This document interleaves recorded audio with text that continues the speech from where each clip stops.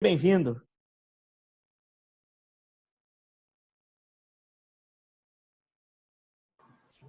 Ok, agora sim, né? Estou aprendendo, né? Estou aprendendo a mexer com o aplicativo Zoom. Temos feito algumas reuniões. Desejo a graça e paz para todos os irmãos aí. Alguns são bem conhecidos, graças a Deus. A Keila, que foi membro aí da minha igreja. Hoje... Aquele, o Valmir fez a maior propaganda aqui do pastor Valquir aqui e chamou a galera aí, ó. Eu percebi que ela usou o tempo que ela ficou de quarentena fazendo vídeos engraçados, né? Tá um sucesso aqui. Que benção, que benção. Pastor, e eu queria fazer uma pergunta ao senhor, como foi a volta aí dos cultos em Portugal? Então, a volta, nós começamos domingo retrasado, né? Ontem foi o segundo domingo que nós tivemos depois aí de 70 dias, pouco mais de 70 dias sem reuniões. Então, foi um retorno ainda tímido, né? Foi um retorno um pouco tímido, porque nós não temos escolinha ainda, não pode ter escolinha infantil. E muitos pais têm crianças. Então, esses pais com crianças acabaram por não vir aos cultos. Um outro fator também é aquele fator de pessoas que estão em tratamento médico e acabam ficando com medo de vir.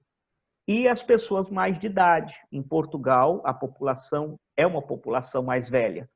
Então, as pessoas com mais idade também acabaram por não vir aos cultos. Ou seja, então nós retornamos, podemos dizer, com um pouco mais de 50% da igreja, entre 50% e 55% da frequência. Não é o que nós queríamos, com certeza, queríamos voltar a 100%, porém, já é um retorno. A boa notícia é que nesse tempo de quarentena, nós otimizamos muito o trabalho online. Essa reunião, por exemplo, é fruto da quarentena. E nesse tempo, muita gente começou a ter acesso a conteúdos da igreja que ela não tinha. E nós tivemos, por exemplo, na segunda-feira passada, hoje faz uma semana, o batismo de uma jovem que nunca foi à igreja. Ela começou a seguir a igreja pela internet. Aceitou Jesus, começamos a pastorear ela por telefone, e na segunda-feira ela entrou pela primeira vez na igreja, já para ser batizada. Depois de amanhã, quarta-feira, vamos ter mais um batismo de um jovem, o Rainer, que foi ganho também pela transmissão, pelos cultos, pelas transmissões dos cultos. E ele vai batizar quarta-feira agora. Então, houveram frutos e isso nos alegra. Ontem na igreja, nós tivemos 10 pessoas visitando a igreja pela primeira vez. Nunca tinham ido a uma igreja. Então, nós acreditamos num grande crescimento e que Deus está trabalhando. Agora, há também um outro trabalho a ser feito, que é o despertamento daqueles que a quarentena fez adormecer. Acredito que alguns na quarentena vão voltar mais fortes, outros acabaram ficando preguiçosos, porque é cômodo você assistir o culto pela internet, é cômodo você saber que tem alguém orando por você, e se você não for à igreja, o pastor não tinha igreja e o pastor estava com a gente. É cômodo. Então, são os dois lados da moeda aí. Mas nós estamos confiantes que a vitória é nossa.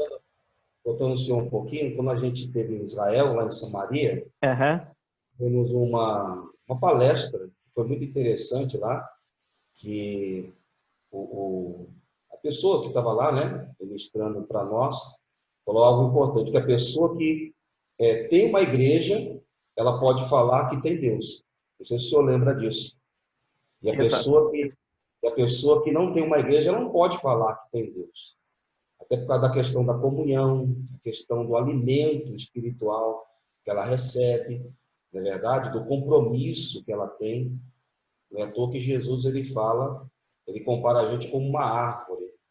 Uma árvore ela só pode dar fruto se ela estiver fixa no lugar, né? Então, a Bíblia fala que nós somos uma árvore. Então, a árvore ela tem raízes, né? Então não existe, a Bíblia fala que a árvore é plantada, não transplantada, né? Que a gente até brinca, né? Tira de um lugar, fica em outro, cada hora está num lugar, uma hora está na igreja, outra hora está... Não, ela está fixa. Então, para dar fruto, precisa estar permanente, né? Ter um compromisso na casa de Deus. Eu perguntei a respeito como estão os trabalhos, porque tem muita gente nova, é a primeira vez que está conhecendo o trabalho em Portugal, e muitas pessoas elas acham, né, tá lá no exterior, mas muitos não sabem que é um trabalho bem, né, minucioso, tem que dar muita atenção, né? Então, eu até perguntei isso para o senhor, para que, né, que está acompanhando conosco agora, a gente que está aqui no Brasil, a gente tem uma realidade, aí é outra realidade, né? Então, nós precisamos, sim, orar muito, muito mesmo. Tem aquela questão também, o senhor é brasileiro, o senhor está aí bastante tempo, né? Então, esse distanciamento também, a gente sente falta, né? Quando a gente eu fiquei muito tempo no Nordeste, então o trabalho da igreja não era tão divulgado, então a gente sente aquele momento assim de ficar longe de todo mundo.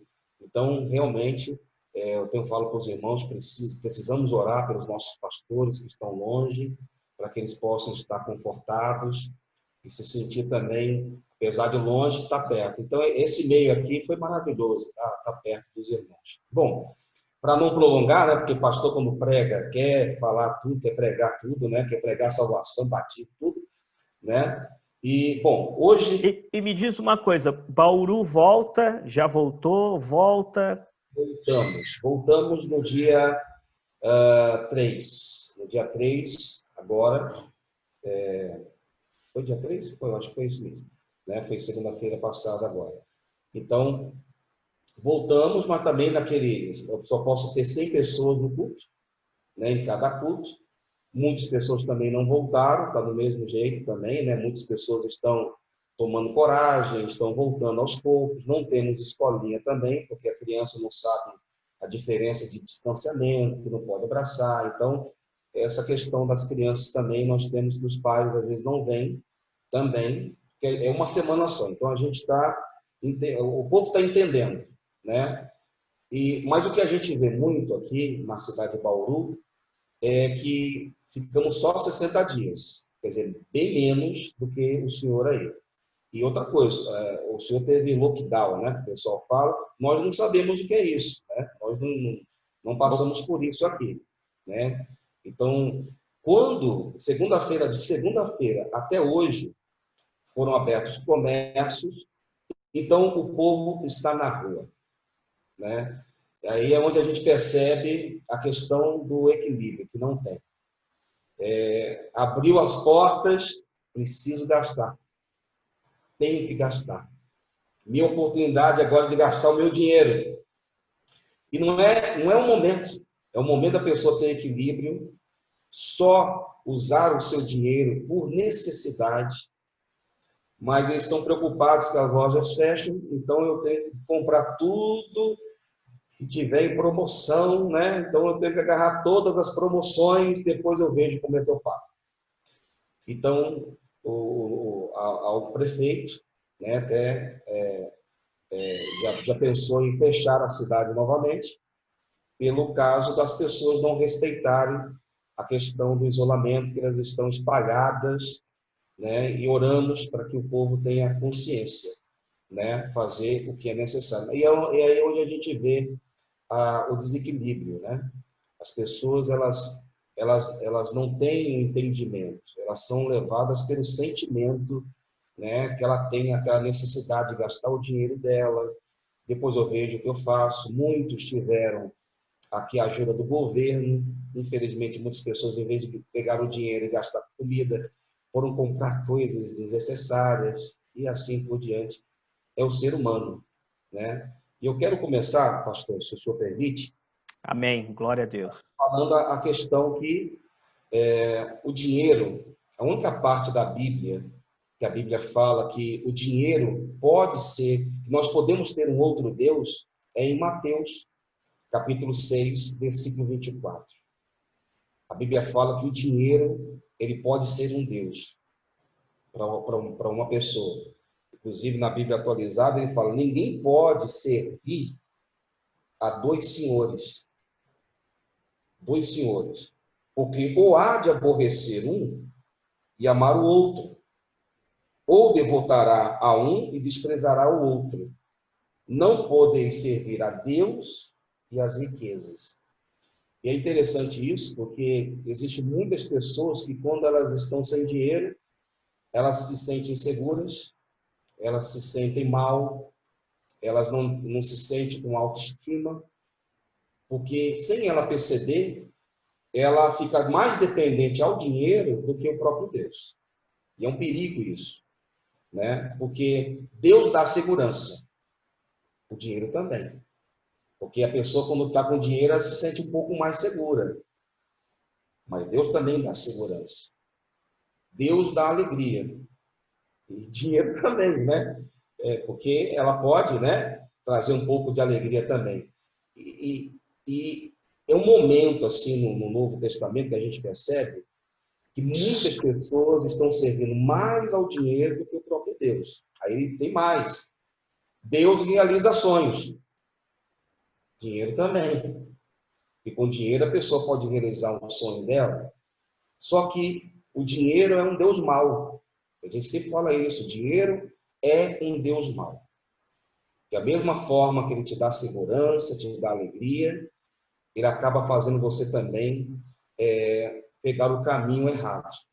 Porque a Bíblia fala na ganância, pelo desejo das pessoas de serem ricas, né, de querer mais, elas acabam entrando em muitos pecados, em muitos erros, né? Porque Deus, ele, ao mesmo tempo que faz tudo isso, ele também nos exorta, ele também nos corrige. O dinheiro não.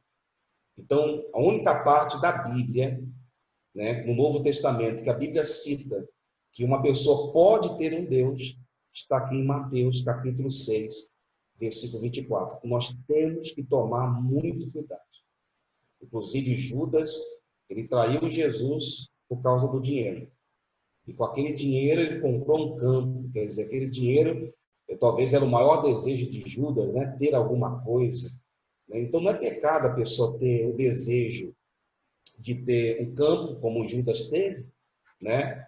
Mas ele era muito obcecado por dinheiro.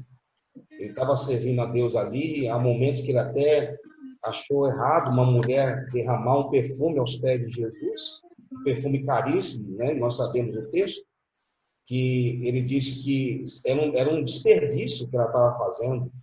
Então a gente percebe quando muitas pessoas elas começam até a criticar a questão da fidelidade dentro da casa de Deus, a pessoa começa a criticar muito, né, a questão do dízimo, da oferta.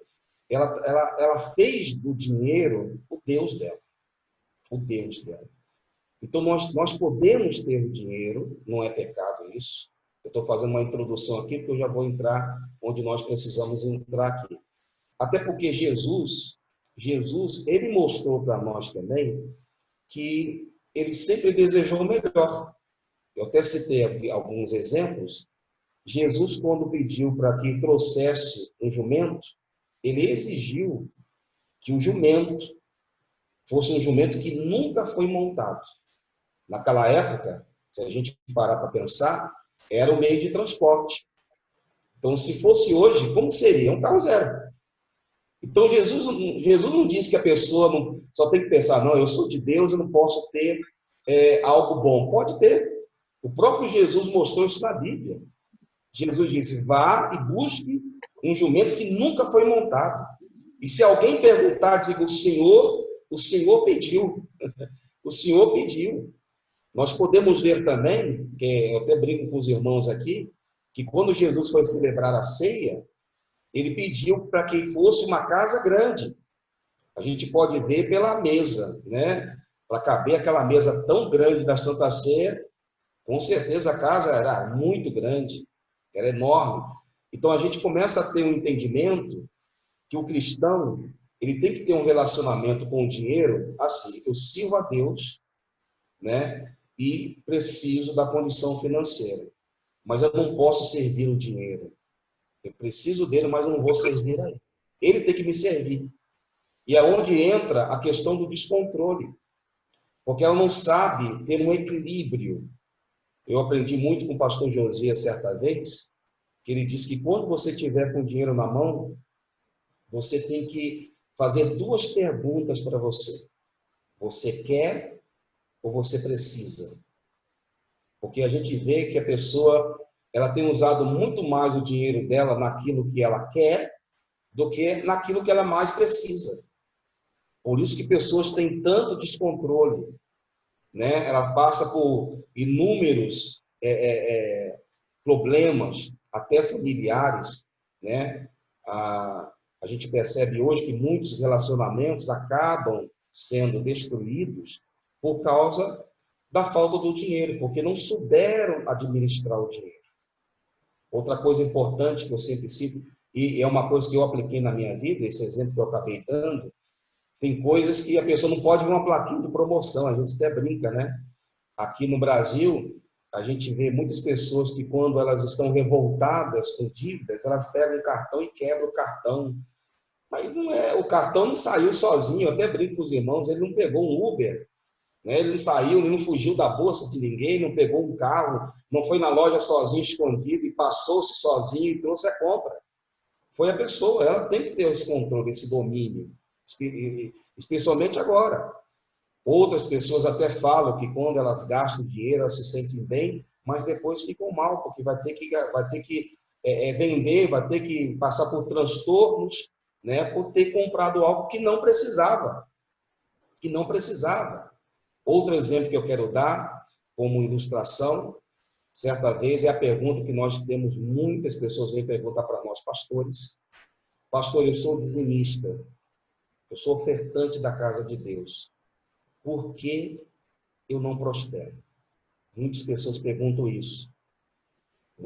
Teve até um tempo que eu não sabia nem como responder, né? Mas depois, analisando a Bíblia, a gente percebe que ela não foi liberta dela mesma, né? Porque ela não soube ter esse controle que a Bíblia fala que o próprio Deus pode nos dar, né? Então, uma certa vez, um membro veio me procurar, muito transtornado, e disse, pastor, eu não estou entendendo por quê, sendo que a palavra de Deus fala que se eu devolver o meu dízimo, que a gente não dá, a gente devolve, dá a minha oferta, e Deus vai abrir a janela dos céus e vai derramar uma bênção tão grande que não vou saber onde colocar. Eu não estou vendo essa bênção grande. Eu falei, irmão, quando você devolve o seu dízimo, Deus, ele faz com que o seu dinheiro seja abençoado. O seu dinheiro está abençoado. Agora, você tem a bênção na mão. Agora, o que você está fazendo com a bênção, aí é outro problema. Aí é um outro problema. Existem muitas pessoas que elas não entenderam ainda. Ela tem a bênção na mão. Agora, Deus, ele não é culpado por ela não saber usar a bênção que está na mão dela. Porque ela, é outro caso que ela tem que orar a Deus. Ela tomou o primeiro passo de devolver o dízimo e a oferta, a bênção está na mão dela. E quantas pessoas não sabem usar a bênção que tem? Não sabem. Por isso que temos tantos, às vezes, tantos dizimistas, ofertantes, pessoas fiéis, que mesmo tendo a bênção de Deus sobre a vida dela, ela passa por privações ainda. Ela passa por momentos difíceis, porque ela não tem um equilíbrio para usar o dinheiro que tem, né? Outra coisa importante, para que a pessoa possa entender essa relação entre ela e o dinheiro, é a questão da pressa.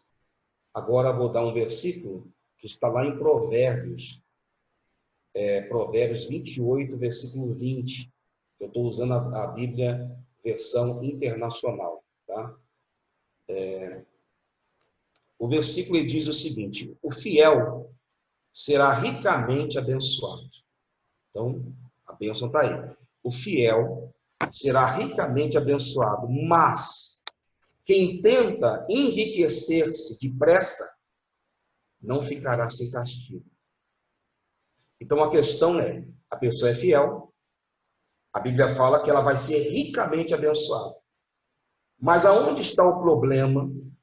Já que ela é fiel, Deus abençoou ela ricamente, porque ela ainda está sofrendo um castigo, porque ela está passando por privações, inclusive nesse momento de pandemia, né? Calcula-se aí mais ou menos de 600 mil empresas foram fechadas no Brasil.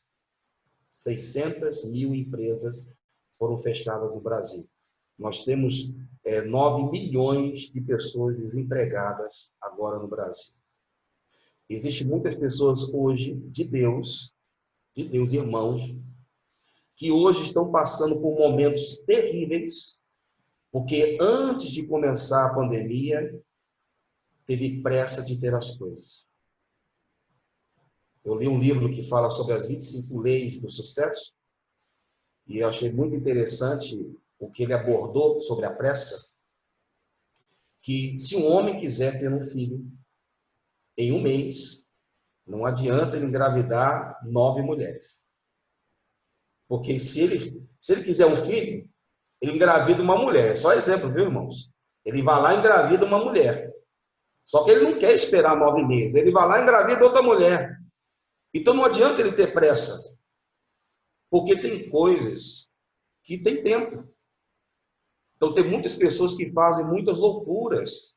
Elas querem ter a qualquer preço aquilo, né? Inclusive tem tantas pessoas, se forem ver hoje guarda-roupa, vai ver que tem coisas que nunca usaram, né? Gastaram dinheiro, podia ter outra coisa, podia ter uma reserva, mas gastou dinheiro naquilo que não precisava.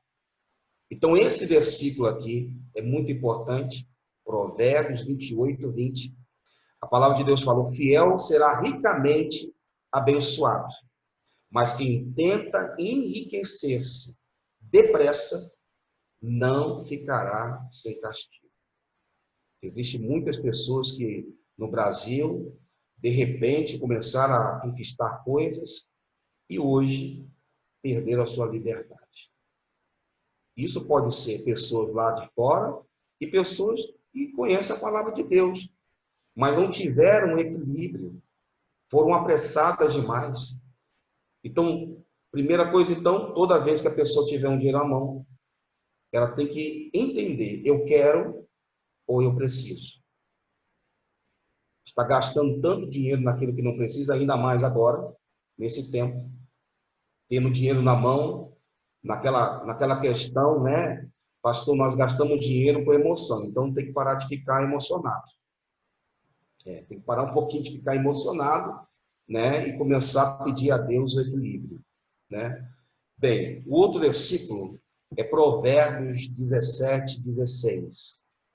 Quem está me ouvindo agora, parece, onde está o equilíbrio que o senhor falou tanto que está falando? Eu estou fazendo uma introdução para você entender como é importante a sua relação da sua fé e o dinheiro. Provérbios 17, versículo 16, também, na versão internacional, ele diz: de que serve o dinheiro na mão do tolo, já que ele não quer obter sabedoria? Não adianta, tem tanta gente pedindo, fazendo oração, e eu creio que ela está orando errado. Todos os dias, talvez ela entra na presença de Deus e fala: Deus, me dá dinheiro. Senhor, me dá condições de ter o dinheiro. Mas o problema não é ter o dinheiro, é ter a sabedoria para usar o dinheiro. Fizeram uma pesquisa, porque muitas pessoas alegam: eu não nasci numa família rica, eu não me dão oportunidade, eu não consigo ter o que as pessoas têm. Mas se dividir hoje a riqueza para todo mundo, de forma igual, pegar o dinheiro dos ricos e separar e todo mundo ter a mesma quantia. Fizeram uma pesquisa que as pessoas que são ricas, o dinheiro vai voltar para elas e as pobres vão ficar pobres. Por quê? Porque ela não tem sabedoria. Então a questão não é a pessoa ter o dinheiro. A questão é ela pedir a Deus sabedoria. Sabedoria. Que não adianta tanto a pessoa ficar desejando ter o dinheiro, né, ter condições, se ao longo da vida inteira dela, ela não tem a sabedoria. Vou repetir o versículo. De que serve o dinheiro na mão do tolo, já que ele não quer obter a sabedoria? Então a Bíblia fala em Tiago, se alguém, capítulo 1, versículo 5, 6, se alguém tem falta de sabedoria, peça para Deus. Porque o dinheiro chega.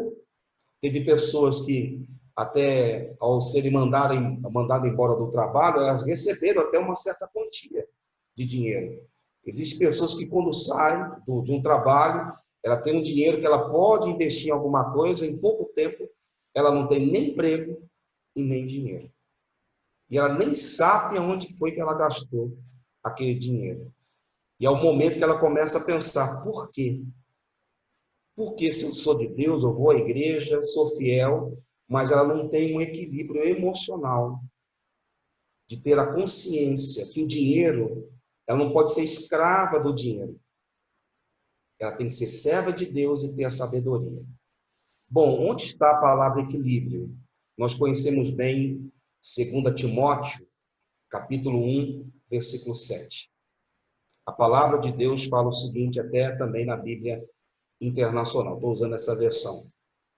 Pois Deus não nos deu espírito de covardia. Isso nós já sabemos. Deus não nos deu espírito de medo. Nós pregamos muito só essa parte, a primeira parte do versículo. Que, irmão, olha, o medo é o espírito. Você não pode aceitar esse medo em você.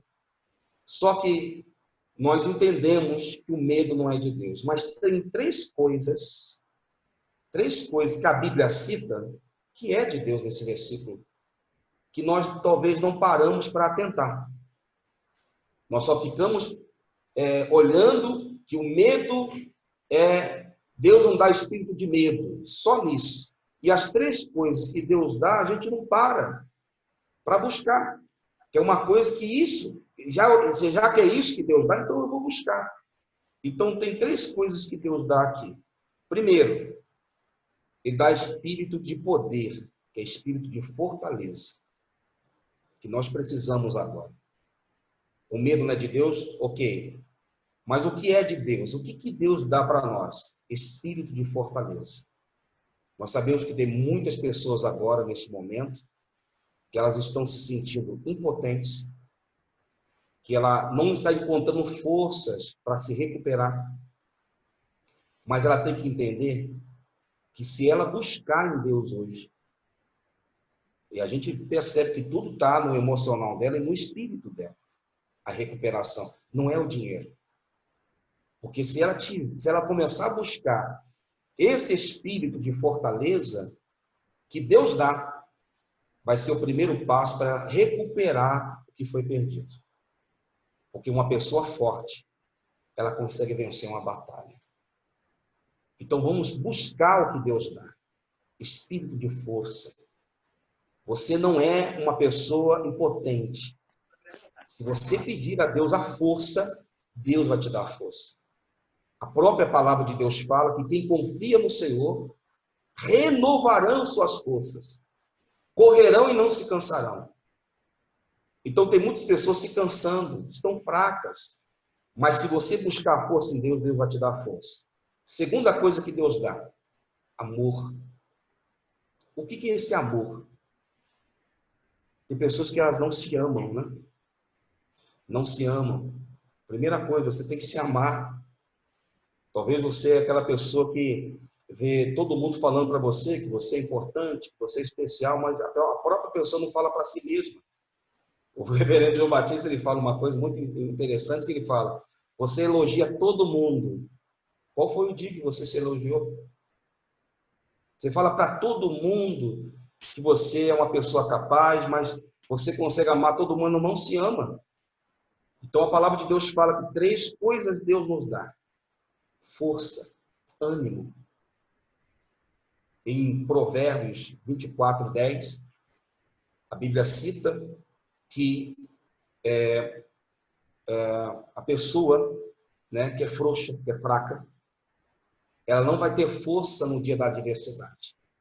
Então a Bíblia fala que no dia da angústia, eu não posso me mostrar, frouxo, fraco. Porque então a minha força será pequena. Então nós entendemos que não é que o problema é grande, é a maneira como eu estou me comportando diante dele. Eu. A Bíblia fala que a força da pessoa é pequena pela maneira como ela está se mostrando diante da dificuldade que ela está enfrentando. Peça força para Deus. Deus, eu estou me sentindo uma pessoa que eu não sou capaz, mas Deus dá espírito de amor. Faz você recuperar o amor por conquistar, sonhar. E o terceiro, que é o que nós estamos falando hoje. Nessa versão internacional, ele cita o que significa a palavra moderação. É o que está na nossa Bíblia. Ele fala que moderação é equilíbrio. Equilíbrio. Por isso que eu estou usando essa versão internacional, porque a palavra moderação que está na nossa Bíblia, na versão internacional, ela é traduzida melhor, dizendo que é equilíbrio. Vamos dizer que a pessoa diz, eu não tenho esse equilíbrio. Já tentei me organizar, já tentei me controlar, mas eu não tenho. É tanto que tem pessoas que elas enfrentam todo tipo de problema. Mas quando chega o momento de enfrentar uma luta financeira, ela cai. Ela desaba. Perde noite de sono, fica amarga, ela se entristece, não consegue falar com Deus, não consegue buscar, não consegue crer no milagre, porque é uma área onde mexe com ela. Então fale com Deus, fala, Deus, o Senhor não deu espírito de medo, mas o Senhor deu espírito de força, eu quero a tua força. O Senhor deu espírito de amor, eu quero esse amor. Eu quero me sentir valorizado. Eu perdi isso dentro de mim, eu perdi minha autoestima. Me dê espírito de equilíbrio, Senhor. Não me deixe cair. Não me deixe tropeçar. E Deus, Ele dá esse espírito para a pessoa de equilíbrio. E para resumir o que nós estamos falando, existe um exemplo na Bíblia. Pelo menos para mim, eu não vejo melhor exemplo do que esse, da mulher sunamita, que está lá em 2 Reis, capítulo 4, lá no versículo 18 da Bíblia Sagrada. Eu não vou ler, porque nós sabemos que o texto é muito longo e nós temos um tempo aqui na transmissão. Mas nós sabemos que foi um milagre que essa mulher ganhou da parte de Deus, por ela ser generosa com o homem de Deus. Ela montou um quarto, lá tinha cama, tinha vários utensílios dentro daquela casa, porque o coração dela se moveu para fazer aquilo pelo homem de Deus.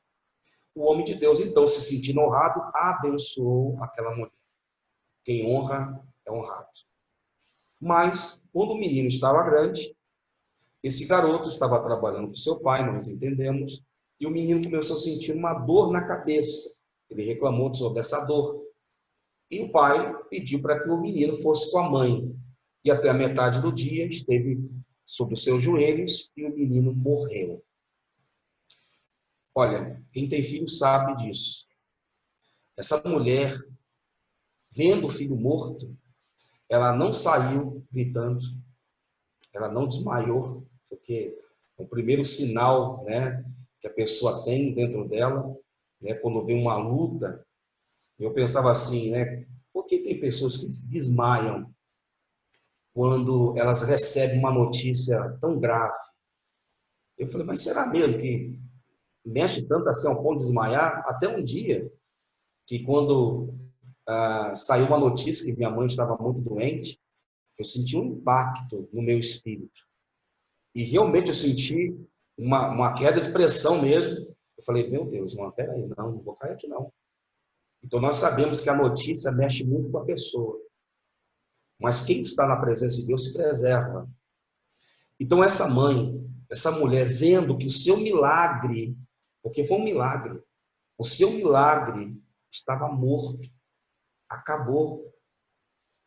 Essa mulher mostra o equilíbrio emocional que muitos não têm, que não está tendo agora. Essa mulher não saiu gritando, porque se falar com qualquer mãe que vê o seu filho morto, sairia correndo, desesperada, ia desmaiar, ia gritar. Ela não. A gente percebe, a gente vê essa mulher pegando o filho dela, levando sobre a cama do homem de Deus, que é muito interessante isso, porque o lugar, aquilo que ela doou para o homem de Deus foi o lugar onde ressuscitou o milagre. Olha que bênção. Então, essa mulher pega o seu filho, não chora, não se abate, não desmaia, não grita, não sai correndo, não fala para todo mundo. Um equilíbrio. Essa mulher pega o seu milagre, coloca sobre a cama, fecha a porta e sai. Naturalmente, ela fala para o seu marido que precisa ir até o homem de Deus. Porque a primeira pessoa que nós iríamos abrir o nosso coração, nossa família. Estamos dentro de casa, quem não ia chorar? Mas existiu um momento, até o pastor Marlon um dia citou esse versículo de Eclesiastes 3, se me engano é o versículo 7, que há tempo para falar e tempo para se calar. Me lembro até hoje. E tem pessoas que elas não têm esse equilíbrio, né? Ela não sabe o momento. Quando ela tem que se calar, ela quer falar. E quando ela tem que falar, ela se cala. A gente vê muito isso dentro de casa. O casal está em conflito, precisando se acertar, se calam. E precisam falar, né? E há momentos que a pessoa tem que se calar, ela quer falar. E não adianta ela falar. Existem pessoas que elas se abrem. Provérbios 18:2 fala sobre isso.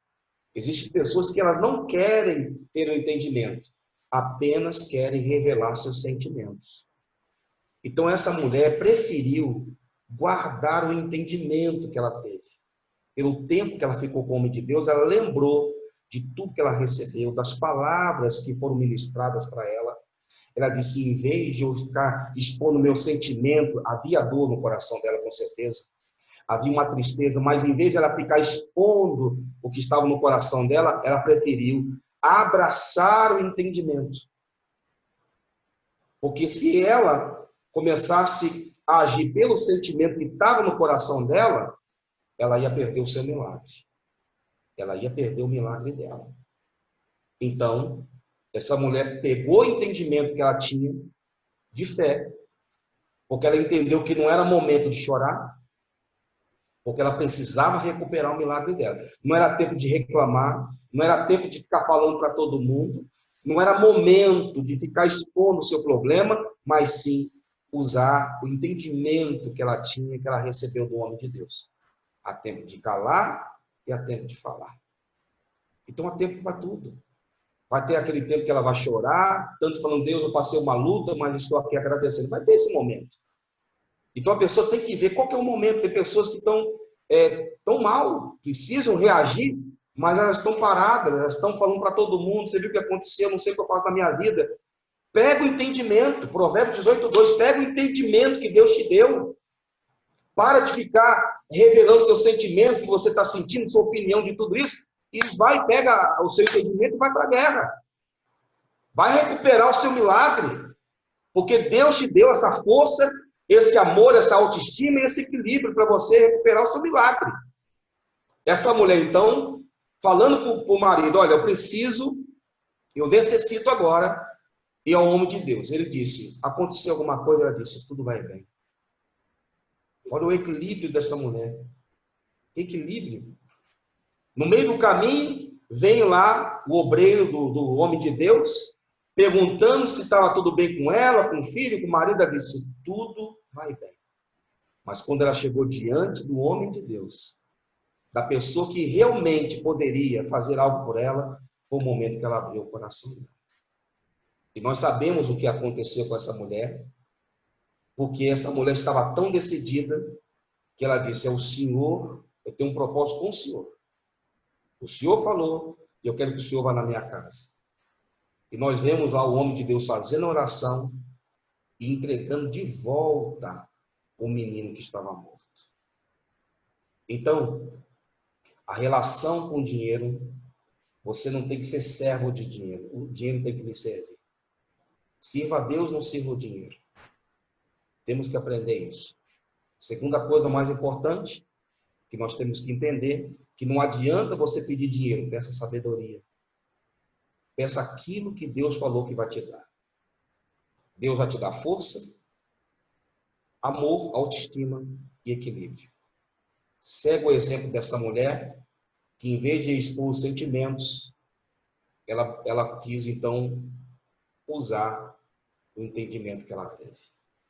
Essa palavra eu reparti com você e é uma palavra que está no meu coração. Eu acredito que se você usar o que você ouviu, Deus com certeza vai mudar a sua história. Amém, pastor?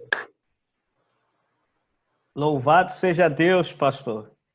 Peça sabedoria e não dinheiro, né? Bom, eu acredito que a partir desse momento, quem estava meio perdido agora já se encontrou. Esse é o caminho, pedir a Deus a força, o amor, que eu entendo como autoestima, e o equilíbrio, porque diante da batalha ela não vai cair, com certeza. Pastor, eu coloquei aqui no bate-papo, tem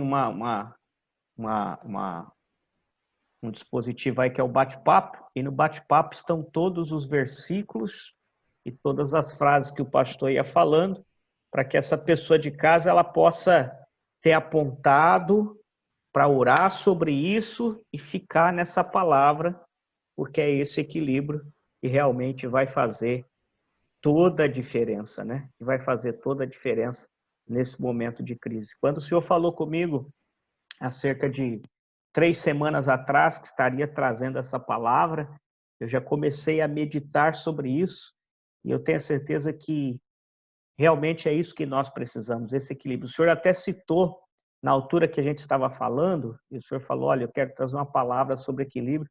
O senhor citou por alto algo que eu até falei ontem na reunião, né? Quando Jesus falou para os discípulos, lançai a rede um pouco, né? Aí o senhor falou, a gente precisa de equilíbrio, reverendo Machado, porque foi um pouco, não falou?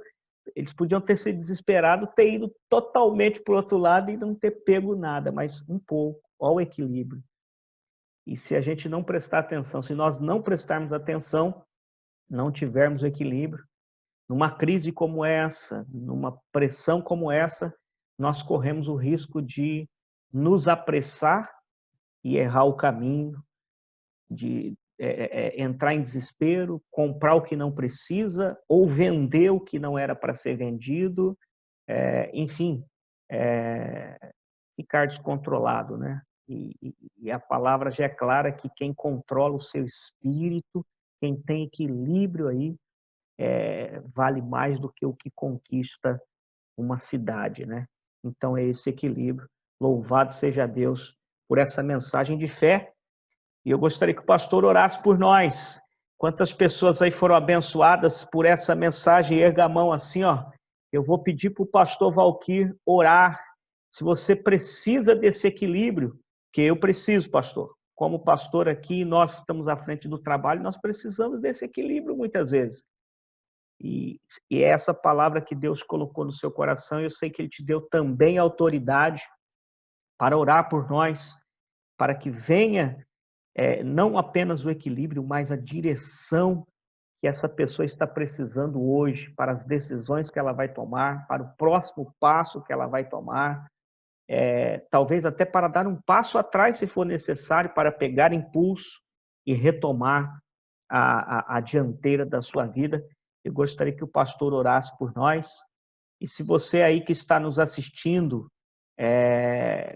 quiser falar algo, quiser testemunhar algo, até sobre essa palavra, é só pedir aí, eu te dou 1 minutinho aí, você testemunha, para que depois o pastor Valquir possa orar por nós, em nome de Jesus. Se tem, levanta a mão, eu estou vendo uma mão levantada, faz assim com a mão, se você quiser falar ou testemunhar. Pastor Marlon está com a mão levantada. Pastor Marlon, é um prazer, né, Pastor Marlon, ter você novamente com a gente aí. Tudo bem? Tudo bom, reverendo? Meus cumprimentos a toda a galera aí de Portugal. ao senhor, à pastora Luciana, ao meu amigo, pastor Valquir, pastor Alexandre, que está aí. Você conhece como Nelsinho, eu já conheci como Alexandre Martins, né? Escondendo o Nelson do nome. E eu vim para aprender, e eu aprendi. E uma coisa que eu queria é uma frase só, que eu li num livro recentemente, que acho que resume o que o pastor Valquir quis passar para a gente, que o dinheiro, ele é um ótimo empregado, mas ele é um péssimo patrão. Então, realmente, para que dinheiro se você não vai saber como conduzi-lo, e ele vai acabar escravizando você? Então, realmente, a sabedoria, como diz lá em Eclesiastes 7:12, a sabedoria oferece proteção, na NVI mesmo, como faz o dinheiro. Mas a vantagem do conhecimento é esta, que a sabedoria preserva a vida de quem a possui. Com dinheiro eu consigo proteção, eu consigo segurança, morar num condomínio fechado, eu consigo ter proteção, como o dinheiro também faz. A sabedoria me oferece isso. Mas a excelência da sabedoria, na corrigida aparece essa palavra, a excelência, é que ela dá vida para quem a possui. Então, reverendo, pastor Valquir, só queria complementar com isso, porque realmente, palavras de vida, eu vim para aprender e aprendi. Muito obrigado pela oportunidade. Amém. E é sempre um prazer tê-lo conosco em nome de Jesus. Amém, povo de Deus. Mais alguém? Testemunho, vitória? É só levantar a mão assim, eu vejo a sua mão e abro o canal para você, porque eu vou pedir para o pastor Valquir, então, fazer essa oração por nós e nos abençoar nessa noite tão especial. Com certeza será marcante. Você toma nota aí, dia 8 de junho de 2020, você aprendeu sobre equilíbrio. É o que fará você ir mais longe, em nome de Jesus. Mais alguém? Pastor Valquir. Então, por favor, ore por nós. Falar com Deus. Vamos lá. Senhor Deus amado e Deus querido. Meu Pai, o Senhor me deu a oportunidade de repartir esta palavra, mas, na verdade, Senhor, a palavra que eu entreguei é uma espada de dois gumes. A palavra que falou com eles também fala comigo. E eu dou graças ao Senhor, meu Pai, por estar nos ensinando. E eu peço ao Espírito Santo que não fique apenas em palavras, mas que isso penetre no coração de cada um que ouviu esta palavra. Que eles possam buscar, Espírito Santo, as três coisas que o Senhor disse que poderia nos dar e quer nos dar. Meu Pai, faça essa pessoa ser forte. Não deixe ela se abater, meu Pai, como ela está abatida. Talvez, meu Deus, vendo tudo acontecer e sabendo que o Senhor pode dar a ela força para se levantar e mudar a sua história. Meu Pai, em nome de Jesus eu te peço, vem agora alcançar cada um que está acompanhando e vai acompanhar também pelo canal do YouTube.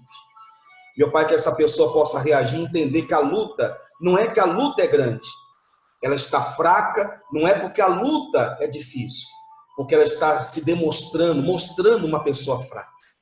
Visita esta pessoa agora, Senhor. O Senhor disse que vai dar, meu Pai, espírito de fortaleza, mas também de amor. Que eu entendo que é a autoestima. Esta pessoa que sempre foi para cima e hoje está se sentindo tão pequena, tão fraca, tão impotente. Senhor, concede a ela essa autoestima. Faça ela recuperar esse ânimo, meu Pai, que ela sempre teve, e não vai ser uma pandemia que vai mudar o espírito dela, Pai, porque a tua palavra diz que Caleb e Josué tiveram outro espírito, diferente daqueles que foram avistar a terra prometida. Dá para essa pessoa, meu Pai, um espírito diferente, diferenciado, em nome de Jesus. E o mais importante que vejo, Pai, dê a ela esse espírito de equilíbrio. Permita que essa pessoa, meu Pai, não caia por causa de uma má notícia, por algo que ainda não deu certo, mas que ela possa se manter de pé. Que ela não seja levada pelas emoções, pelos sentimentos que o diabo tem colocado, semeado, meu Pai, de várias maneiras no coração dela. Mas que ela creia que o Senhor é Deus. Que o Senhor é o Deus, meu Pai, que tem alegria na prosperidade do teu servo.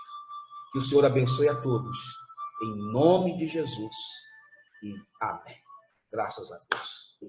Amém. Aleluia! Louvado seja o nome de Jesus. Você que recebe aí, dê uma salva de palmas, louve o nome do Senhor aí, porque Ele é bom. Pode ser uma salva de palmas virtual ou do jeito que você achar melhor aí, porque o importante é você louvar o nome do Senhor, porque a vitória é nossa.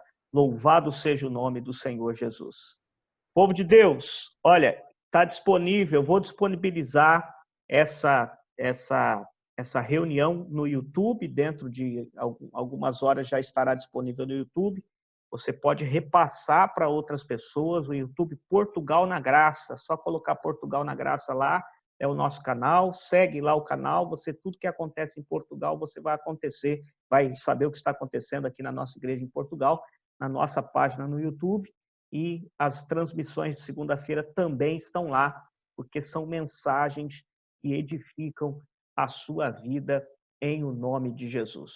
Pastor Valquir, que a bênção do Senhor esteja na tua vida, na igreja de Bauru, em toda a sua família, e cremos que o Senhor em breve nos preparará um tempo para estarmos não apenas aqui pela plataforma, mas presencialmente aqui conosco, conhecendo a nossa igreja aqui em Portugal. Vamos ter o prazer de tê-lo pessoalmente aqui, em nome de Jesus. Amém? Quem convida é o pastor Valquir. Aí, ó. Já tem muita casa aí para comer bacalhau. Né? Deus. Agradeço, pastor. Agradeço pelo convite, né, do senhor, da esposa, da família tão abençoada, que eu ouvi, né, da boca da própria esposa do missionário falar tão bem de vocês. Vocês são pessoas importantes, muito especial, né? Mesmo ela não sabendo que nós tínhamos aí uma aproximação pelo menos virtual, e saber que vocês estão fazendo um trabalho tão bom, e alguém falar, né, sem vocês saberem, que tem feito um trabalho tão importante. Que Deus abençoe vocês. Oramos por vocês, sabendo que o trabalho não é tão igual ao nosso aqui, né? O nosso ainda, nós temos várias facilidades, podemos dizer assim, mas eu tenho certeza que Deus colocou a pessoa certa, e Deus foi contigo até agora, e Deus ainda vai te usar muito. E saiba que as palavras que o Senhor ministra, a sua esposa também, os irmãos, também nos abençoa aqui também. Pedimos para que continue e não pare esse trabalho. Que Deus abençoe. Obrigado. Tem muita gente conhecida aí. Que Deus abençoe. Meu irmão Malo, o esposo da Keila, um grande abraço. A irmã Keila, e os pastores. O Nelsinho, ele não está mais em Manaus, não. Eu trouxe ele para trabalhar aqui perto de mim agora. Opa! É gente boa. Nelsinho e a mãe dele, a dona Marina, foi uma mãezona para nós em Bragança Paulista. Quando eu estive lá, era meu braço direito lá. Louvado seja Deus. Amém. Eu que agradeço. Deus abençoe, pastor. Povo santo, para a gente terminar em grande, como nós fazemos, liga a câmera aí, quem estiver em oculto aí, ó, como 007, liga aí para a gente ver você. Liga o seu microfone aí, dá um glória aí. É, isso mesmo. Glória a Deus. É isso Aleluia. mesmo. Glória a Deus. Glória a Deus. Glória a Deus. Só vitória. Segunda-feira. Glória a Deus. Aleluia. É isso mesmo. Segunda-feira, convide alguém para estar com a gente na nossa aula. Tá? Para fazer caixotes. Tira aquela foto aí, ó. Tira aquela foto. Marca a gente. Glória a Deus. Deus abençoe, povo de Deus. Deus abençoe. Amém. Deus abençoe. Amém. Deus abençoe.